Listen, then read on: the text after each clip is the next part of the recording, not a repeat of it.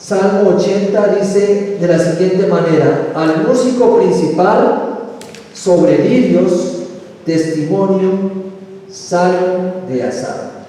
Algunas Biblias tienen allí en sus diferentes versiones algunos títulos que cambian, pero en particular la Reina Valera 60 tiene un título que dice súplica por la restauración.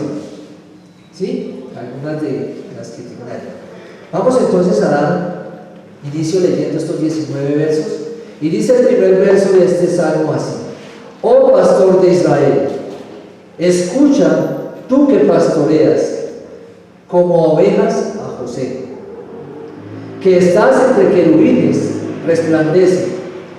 Despierta tu poder delante de Efraín, de Benjamín y de Manasés, y ven a salvarnos. Oh Dios, restáuranos, haz resplandecer tu rostro y seremos salvos. Jehová, Dios de los ejércitos, ¿hasta cuándo mostrarás tu indignación contra la oración de tu pueblo? Les diste a comer pan de lágrimas y a beber lágrimas en gran abundancia. Nos pusiste por escarnio a nuestros vecinos, y nuestros enemigos se burlan entre sí. Oh Dios de los ejércitos, restáuranos, haz resplandecer tu rostro y seremos salvos. Hiciste venir una vid de Egipto, echaste las naciones y la plantaste. Limpiaste sitio delante de ella e hiciste arraigar sus raíces, y llenó la tierra. Los montes fueron cubiertos de su sombra, y con sus sarmientos los cedros de Dios. Extendió sus vástagos hasta el mar, y hasta el río sus renuevos, porque aportillaste sus vallados y la vendimian todos los que pasan por el camino. La destroza el puerco montés, y la bestia del campo la devora. Oh Dios de los ejércitos, vuelve ahora. Mira desde el cielo y considera y visita esta viña, la planta que plantó tu diestra y el renuevo que para ti afirmaste. Quemada a fuego está, asolada, perezcan por la reprensión de tu rostro. Sea tu mano sobre el varón de tu diestra, sobre el hijo de hombre que para ti afirmaste. Así no nos apartaremos de ti, vida nos darás, e invocaremos tu nombre. Oh Jehová, Dios de los ejércitos, restáuranos, haz resplandecer tu rostro y seremos salvos. Amén. Bien, en este salmo y a través de la historia podemos ver algo referente a Israel y que también nos sirve como un contraste para con nosotros. De Israel podemos ver a lo largo de su historia, de lo que nos narra la palabra, es sus constantes caprichos que ellos tenían.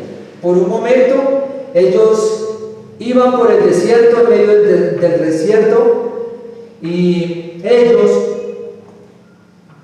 siendo aún liberados de esa esclavitud allí en tierra de Egipto, en esa nación de Egipto donde estaban siendo esclavos, ellos salieron de allí, atravesaron el mar, iban cantando, iban adorando a Dios por sus hechos, pero por un momento o al día siguiente, ¿cómo estaban? Quejándose, acordándose de la carne, acordándose de cómo vivían en Egipto y cómo comían allí, ¿no? Luego nos vemos que iban dando vueltas allí en Jericó, dando vueltas con gran sonido de trompetas y con gran algarabía, conquistando allí, llegando a ese lugar, y al otro día ya estaban cometiendo fornicación, siguiendo a otros dioses, haciendo abominación a Dios, porque estaban adorando a otros dioses, estaban haciendo todo lo que iba en contra de Dios, cuando Dios les había dado unas órdenes específicas. Y ahí estaba el pueblo de Israel. También estuvieron un día escuchando a Jesús, sus enseñanzas, cómo Él los instruía, Pero luego también nos vemos más adelante o al siguiente día, diciéndolo de una manera así, como si negándolo, ¿no? Al Señor Jesús, negándolo en el patio de una casa y allí gritando y injuriando contra él. Después de estar ahí atentos a sus enseñanzas, a sus mandatos, a lo que él estaba diciendo. Y ahí encontramos entonces los caprichos de Israel. Un momento estaban bien con Dios y otro momento estaban haciendo lo contrario, renegando o deseando algo más de Dios.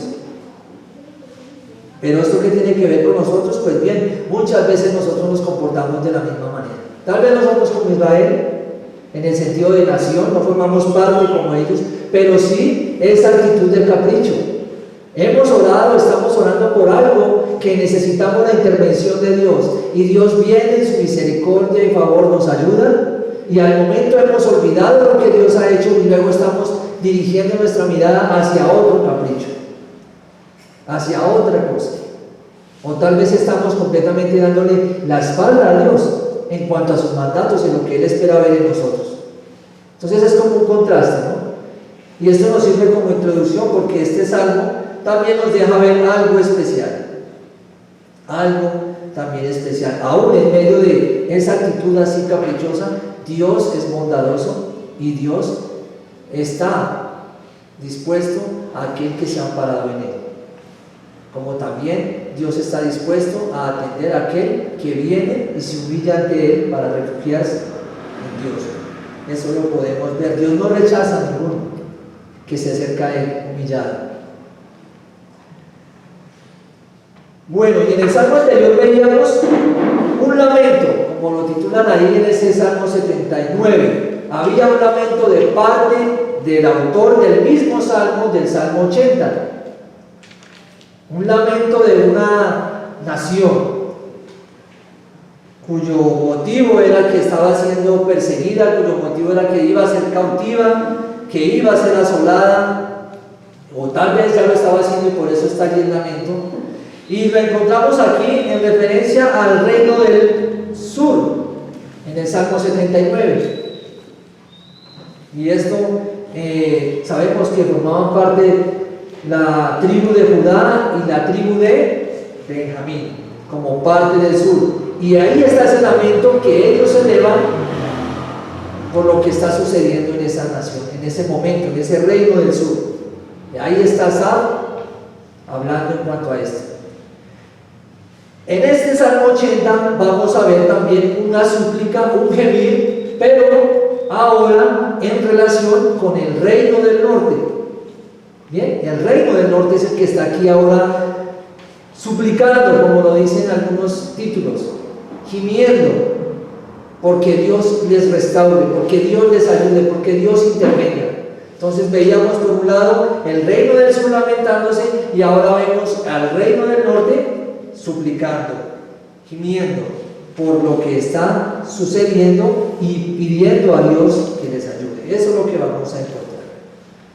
Esto se relata más o menos, y el motivo de este salmo, de que esté aquí estas palabras, viene de lo que nos narra segundo libro de Reyes, capítulos 17 del versículo 1 al 23, más o menos para tener un contexto.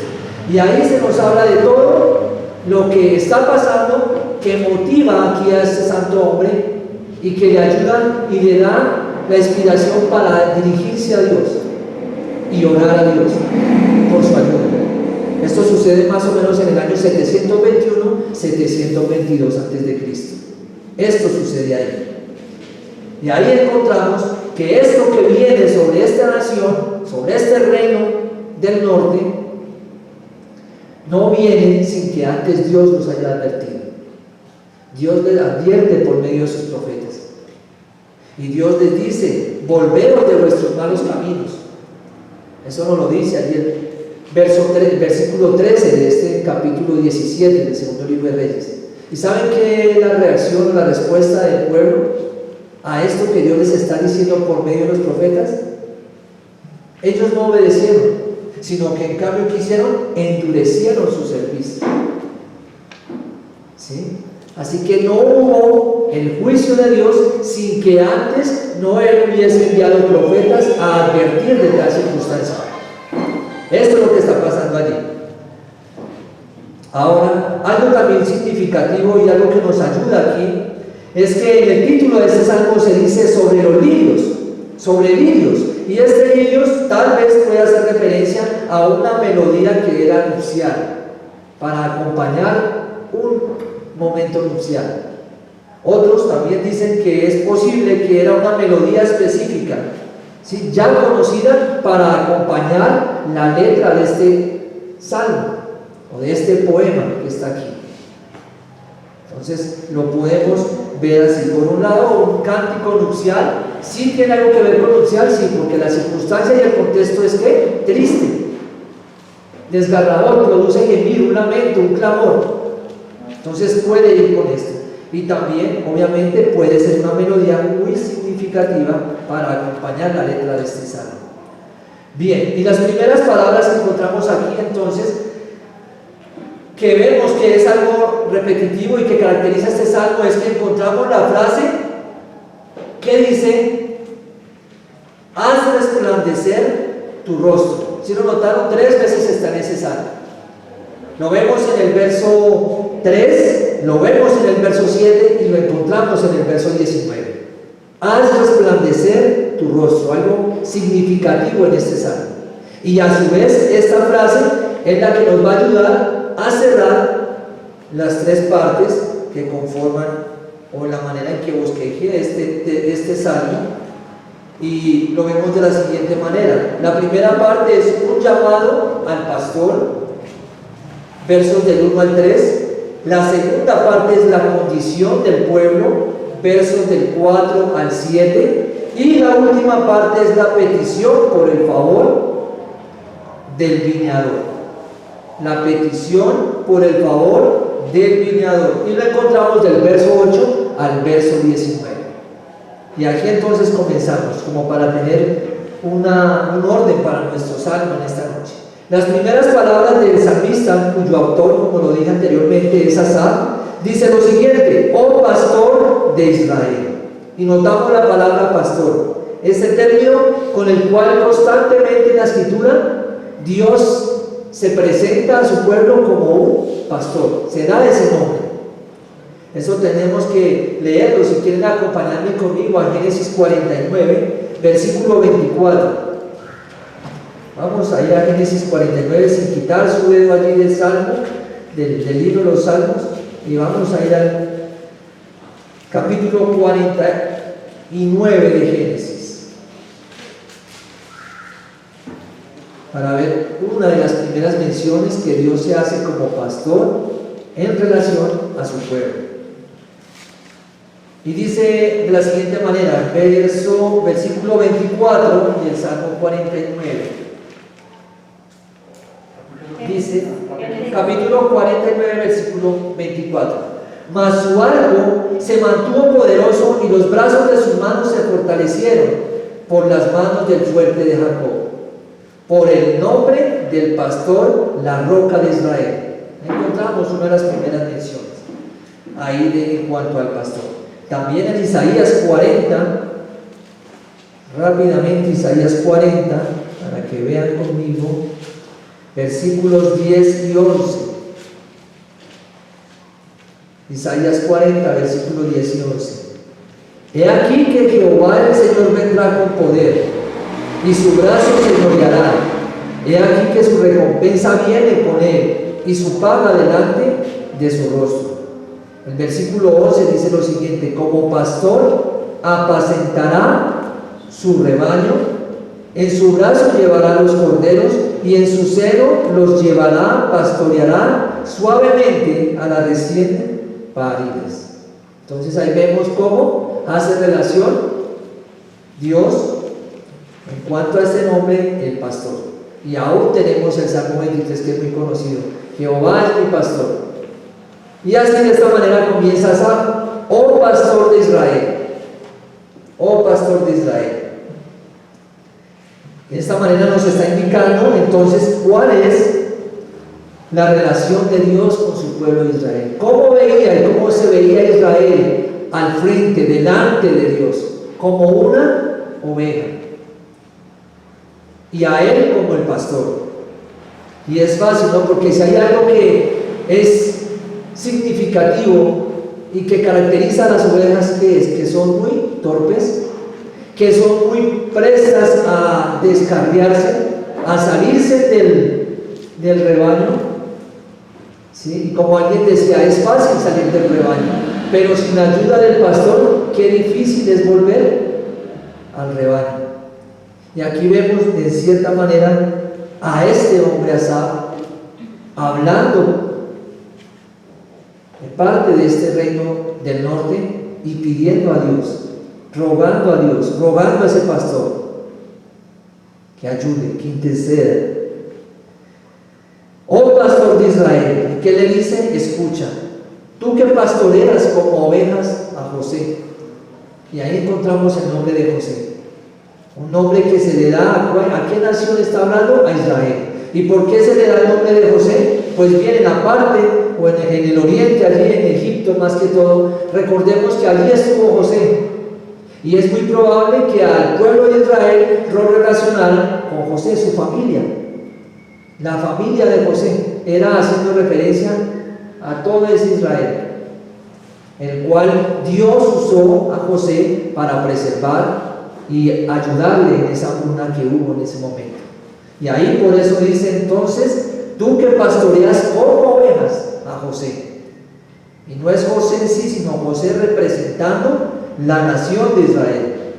Que estás entre querubines, resplandece. Y aquí no es sino otra mención más al arca, a esa parte, a esa arca que formaba y estaba allí en el lugar santísimo.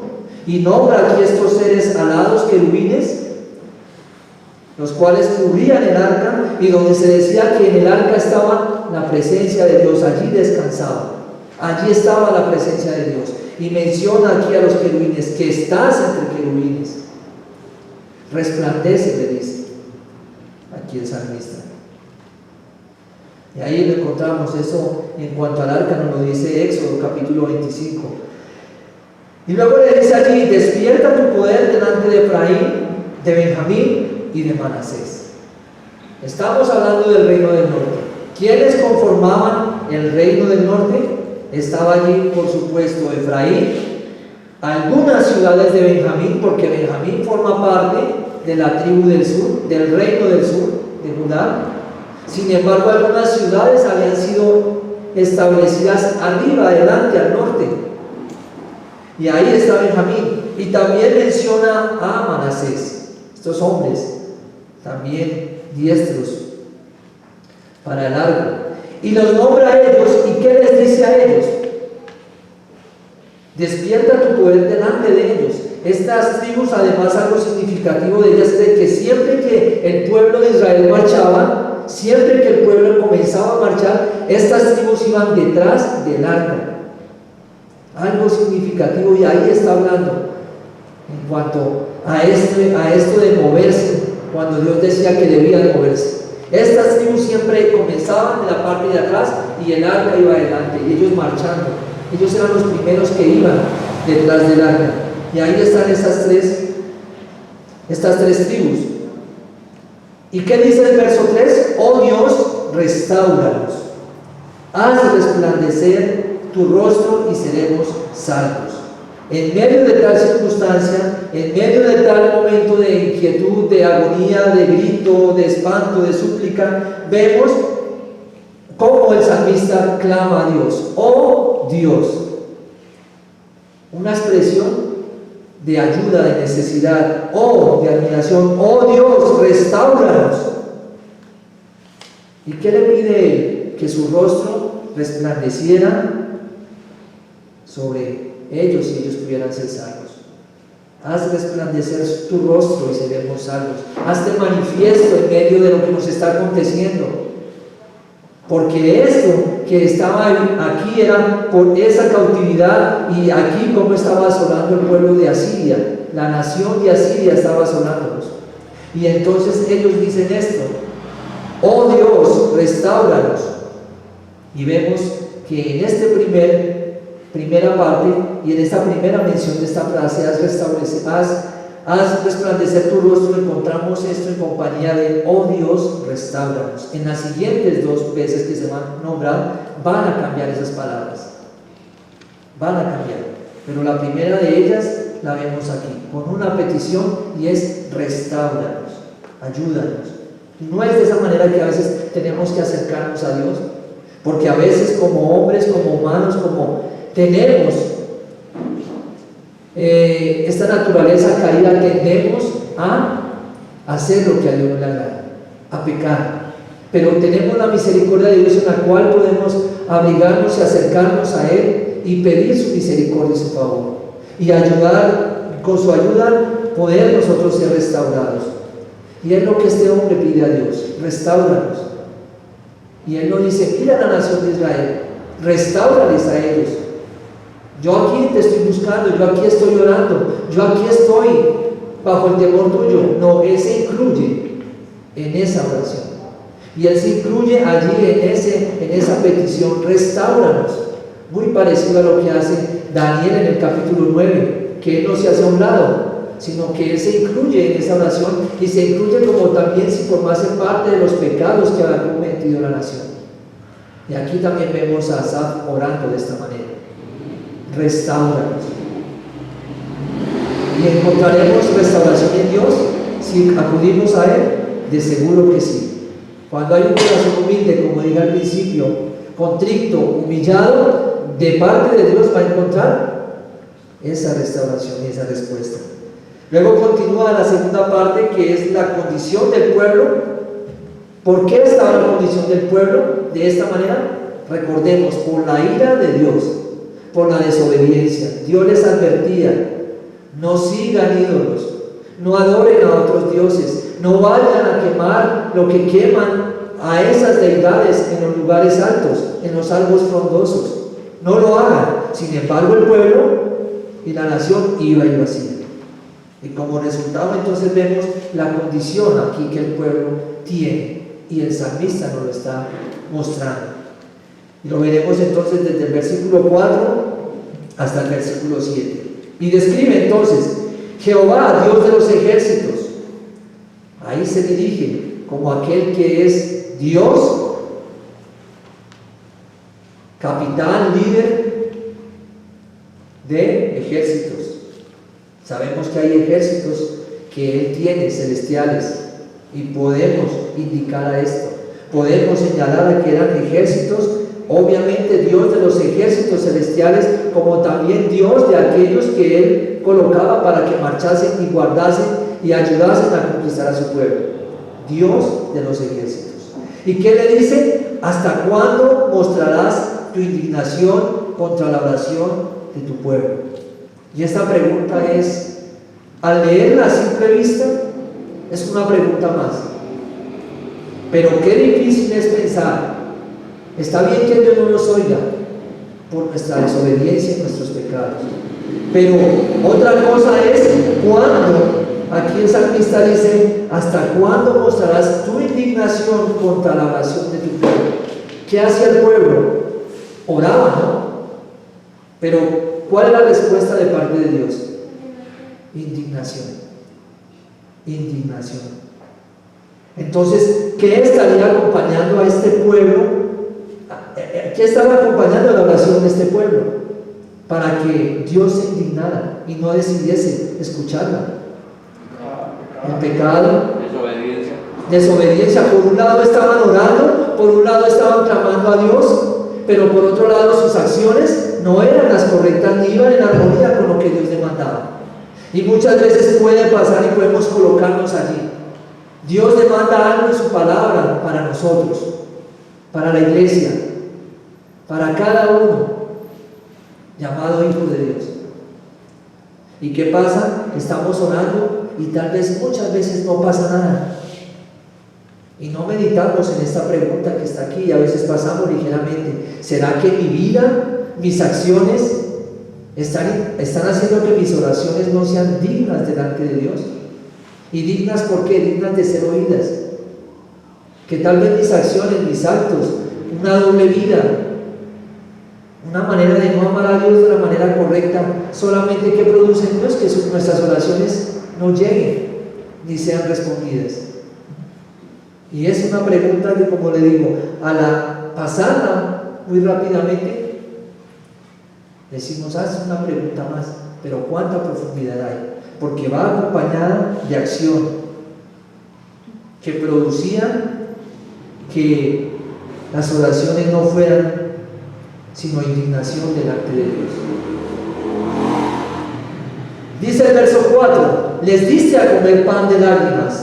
Ahora, está hablando a la nación y está diciendo a Dios que lo que Dios le había dado a esta nación era pan de lágrimas. Y esto tiene que ver con este pan de lágrimas, que es una forma de hablar, son términos que se usan para dar a entender de algo que causa gran dolor, que causa gran tristeza. Eso es lo que nos quiere decir esto aquí. En este verso 5, le diste a comer pan de lágrimas. Pan de lágrimas. Un modismo oriental para referirse al gran dolor y a la gran aflicción que estaba teniendo este pueblo. Luego le dice en el verso siguiente, en el mismo 5, dice: y a beber lágrimas en gran abundancia. Tal era la circunstancia de la nación, tal era la prueba, tal era lo que estaban sufriendo, que el salmista dice esto: tal es su dolor, aún dar a beber sus lágrimas, sus propias lágrimas, eran lo que ellos bebían. Y no lo bebían poco, así que no eran pocas las lágrimas, dice en abundancia. Su tristeza, su lamento, su dolor era en gran abundancia. Y esto muchas veces atravesamos por esto. Muchas veces tenemos que comer como pan nuestras lágrimas. Muchas veces tenemos que beber nuestras lágrimas a consecuencia de nuestro pecado, a consecuencia de cómo nos comportamos ante un Dios vivo y real, ante un Dios santo, ante un Dios glorioso, el cual exige y demanda de nosotros obediencia. ¿Pero qué recibe?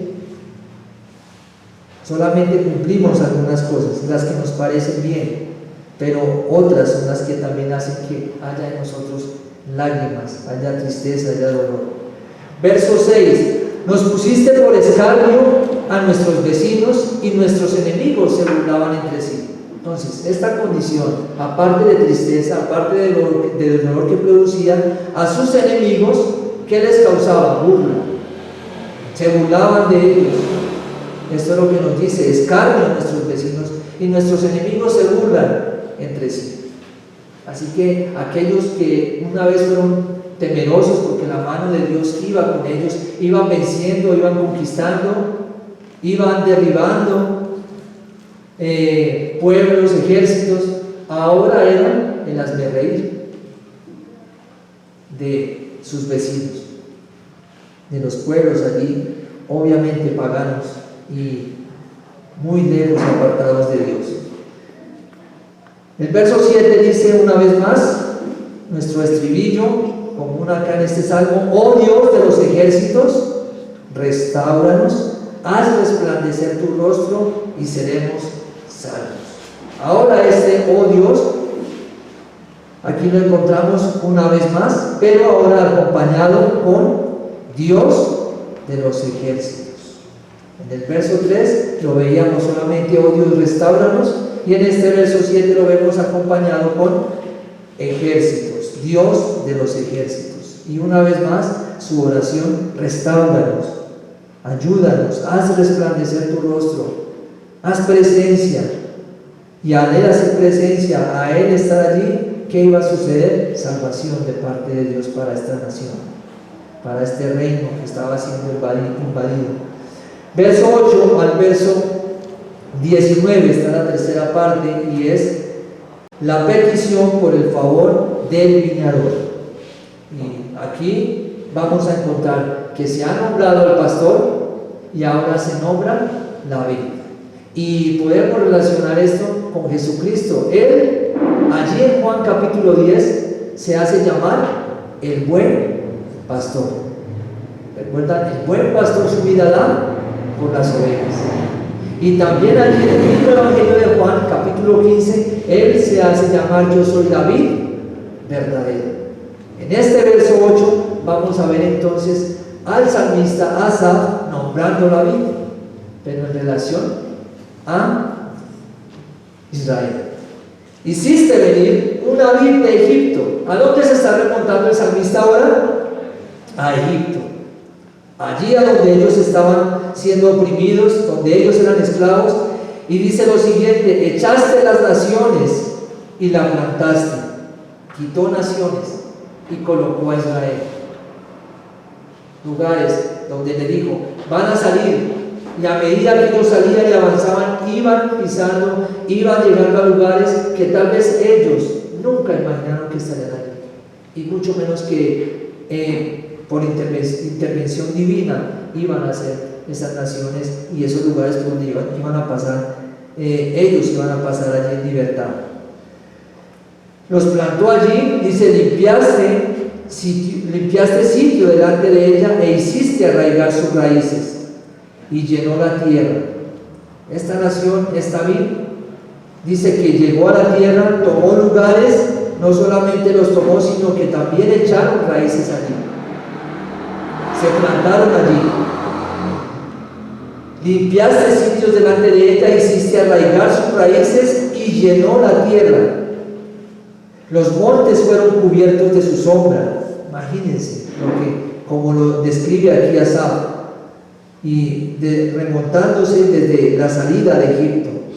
Con sus sarmientos los cedros de Dios, dice, los montes fueron cubiertos de su sombra y con sus sarmientos los cedros de Dios. Extendió sus vástagos hasta el mar. Miren hasta dónde llegarían sus raíces, hasta dónde llegarían sus tallos. Y lo describe aquí, que llegaban hasta el mar y hasta el río sus renuevos. Así que comenzaron a expandirse, a tomar más lugar, a tomar más tierras. Y dice otra pregunta: ¿por qué aportillaste sus vallados y la vendimian todos los que pasan por el camino? La pregunta aquí que podemos parafrasearla para poderla entender mejor es: ¿por qué rompiste sus vallados, sus lugares de seguridad? ¿Por qué los rompiste? Y dice que y la vendimian todos los que pasan por el camino, quiere decir arrancaban sus frutos, todos aquellos que pasaban. Y esto lo podemos ver como en muchas ocasiones el pueblo de Israel venían otras naciones, venían otros pueblos de alrededor y ¿qué hacían? La saqueaban. Y de esta manera, una manera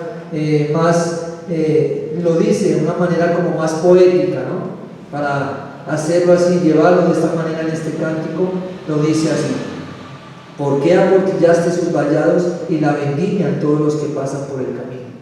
La Nueva Versión Internacional dice: ¿por qué todos quitan su fruto, sus vides? ¿Por qué todos las arrancan? Ahora en el verso 13 dice: la destroza el puerco montés. Y ahí, en este puerco montés, me llamaba la atención: ¿por qué el puerco? Y aquí hace referencia a ese cerdo que es salvaje. Y dicen algunos labradores, dicen que no hay nada más peligroso y no hay nada a lo cual más ellos teman hacerle frente y que más odien, que es a la presencia de estos puercos montés o estos cerdos salvajes, porque ellos no solamente cogen los cultivos, sino que los pisan, y si los tallos son gruesos de sus cultivos, ellos cogen con sus colmillos, unos colmillos largos, y destrozaban. No solamente destrozaban el cultivo, lo pisoteaban. Y algunos de estos hombres decían: preferimos tener leones a no tener a estos animales, describiendo cómo tomaban al pueblo de Israel, cómo lo pisoteaban. Aquí hablando el salmista. Y ese puerco o este cerdo salvaje lo vemos acá, y hace unos años en Estados Unidos daban un documental de cómo estos animales se meten a las casas. Ustedes saben que esas casas a veces están rodeadas de muchas zonas verdes, muy diferente acá, como bosques, y tomaron a una mujer y la mordieron y la mataron a tal punto. Y ustedes van a ver, y son como jabalíes, son cerdos pequeños, pero son tan salvajes que ellos son capaces y atacan en manada. Entonces me llamaba la atención, y miran todo lo que uno puede extraer de tan solo un animal que se menciona allí: puerco montés, los salvajes que son, y cómo ahí el salmista de una manera poética está diciendo cómo destrozaban a la nación de Israel, cómo la tomaban los demás, y la bestia del campo la devora. Y ahí sabemos que ahí no está hablando de un animal doméstico, está hablando de una bestia, haciendo de esta manera referencia a de qué manera atacaban a Israel, de qué manera atacaban ese reino, como bestias, pero no como esas bestias que son fáciles de domar, sino salvajes, que devoran, como lo dice allí el texto. Verso 14: oh Dios de los ejércitos, vuelve ahora, mira desde el cielo y considera y visita esta viña. Ahora ellos se llaman como viña, la planta que plantó tu diestra y el renuevo que para ti afirmaste. ¿Quién es el autor de que haya una viña? ¿Quién es el agente de cultivar esa viña? Dios. Y ellos aquí, por medio de Asaf, están pidiendo a Dios: mira tu viña, mira lo que tú plantaste. Nos sentimos abandonados, estamos siendo golpeados, estamos siendo masacrados, estamos siendo cautivos. Ahora, si habían puercos, y como lo mencionan aquí, estaban siendo pisoteados, destrozados completamente, y acuden a Dios de esta manera: mira tu viña, la que tú plantaste con tu diestra y el renuevo que para ti afirmaste. Versículo 16: quemada a fuego está, asolada perezcan por la reprensión de tu rostro. Sea tu mano sobre el varón de tu diestra, sobre el Hijo del Hombre que para ti afirmaste. Y aquí vemos una mención que algunos comentaristas dicen que habla en cuanto al Mesías, pero también en el contexto está hablando del pueblo de Israel. Entonces es seguro de que lo que el salmista está diciendo hace referencia es al pueblo de Israel, al cual por allá en Éxodo, me parece que es que le llama, en Éxodo capítulo 4 versículo 22, le llama tu primogénito al pueblo de Israel. Entonces es muy probable, aunque aquí algunos, como lo digo, mencionan al Mesías porque está aquí como el Hijo del Hombre, un nombre que él se da en los evangelios, pero en el contexto habla del pueblo de Israel. Sea tu mano sobre el varón de tu diestra, sobre el Hijo del Hombre que para ti afirmaste. Sin embargo, el Mesías también está ahí, el Señor. Así no nos apartaremos de ti, vida nos darás e invocaremos tu nombre. ¿Qué iba a recibir de parte de Israel, de parte del reino del norte? Dios intervenía. ¿Qué iba a recibir él? La alabanza.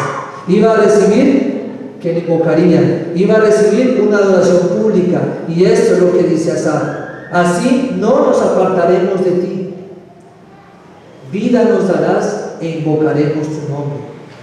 En el verso 19: oh Jehová, Dios de los ejércitos, restáuranos, haz resplandecer tu rostro y seremos salvos. Una vez más, y seremos salvos. Entonces vemos en este salmo la condición. ¿Y qué podemos extraer como conclusión de este salmo? Es una guía de oración. Aquí Asaf nos está enseñando a orar, porque también como iglesia a veces fracasamos.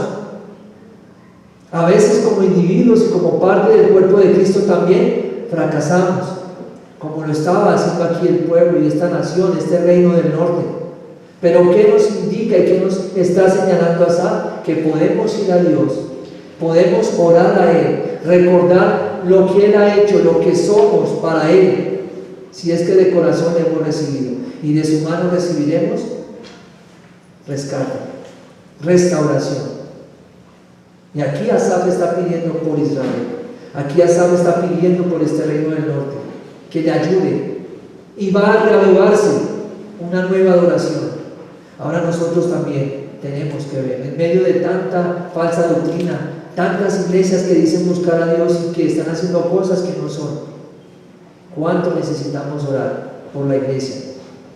por los que están firmes para que no caigan, por los que están predicando la sana doctrina para que no se desvíen, por muchas corrientes que vienen y que el enemigo quiere traer y colocar allí.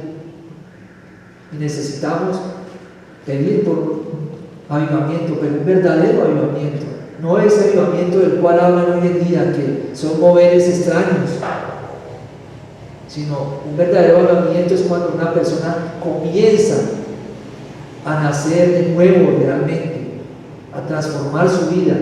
Pero ese avivamiento lo produce siempre la palabra de Dios, no un movimiento extraño, no una administración de hombres malinterpretando la palabra, sino solamente teniendo la palabra clara, las ordenanzas, los conceptos de Dios, los preceptos, y llevándolos en práctica, y eso transforma una vida. Y una vida transformada es una nueva vida, es un nuevo nacimiento. Y debemos orar por esto, orar por la iglesia, orar por la nación de Colombia, por muchas naciones donde hay rumores de guerra. Hoy en día lo podemos ver, donde hay tantas catástrofes, donde hay aún tantas personas inocentes muriendo en combates y en atentados. Así que oremos en esta noche, aprovechemos este tiempo y vamos a darle gracias a Dios también por su palabra, claro que sí, por lo que ha hecho hasta hoy con nosotros y por la oportunidad que nos da de poder pasearnos por estos salmos y extraer riquezas de allí, tanto de historia como también para nuestra vida ahora en este momento. Y cada vez que alguien pasa por estos salmos, sea dentro de 10, 20, 30 años, va a alimentarse allí en estos pastos. Amén. Oremos. Padre bendito, te damos gracias en esta noche, una vez más, Padre, por este salmo en el cual nos has permitido leer y poder ver las grandezas también, Dios, que allí están para que nuestras oraciones sean instruidas también, Padre, por tu palabra. Aquí encontramos a este siervo, a este santo hombre, Asaf, clamando a ti, bendito Dios, por esta nación de Israel, donde fue asolada, Padre, por el imperio asirio, Dios. Y ahora, bendito Señor, es de ilustración y apoyo y enseñanza a nosotros para dirigirnos en medio de tantas circunstancias, Padre, donde muchas veces, Señor, somos rebeldes. A veces no atendemos de la manera que tú lo deseas tu palabra. Y aún como lo hizo este pueblo cuando fue advertido de esta tragedia, siguieron siendo contumaces y endurecieron su servicio. Ahora ayúdanos a nosotros, Padre, a tener un corazón sensible, dispuesto a atender a tus demandas y a obedecerlas, a colocarlas por obra, para que nuestras oraciones delante de ti, bendito Señor, sean oídas, sean atendidas, no como lo decía este salmo, que cuando el pueblo lo hacía, antes producía indignación de parte de ti, Señor. Ayúdanos, bendito Dios, y ten misericordia de nosotros, porque te lo pedimos en el nombre de Jesucristo, tu Hijo. Amén.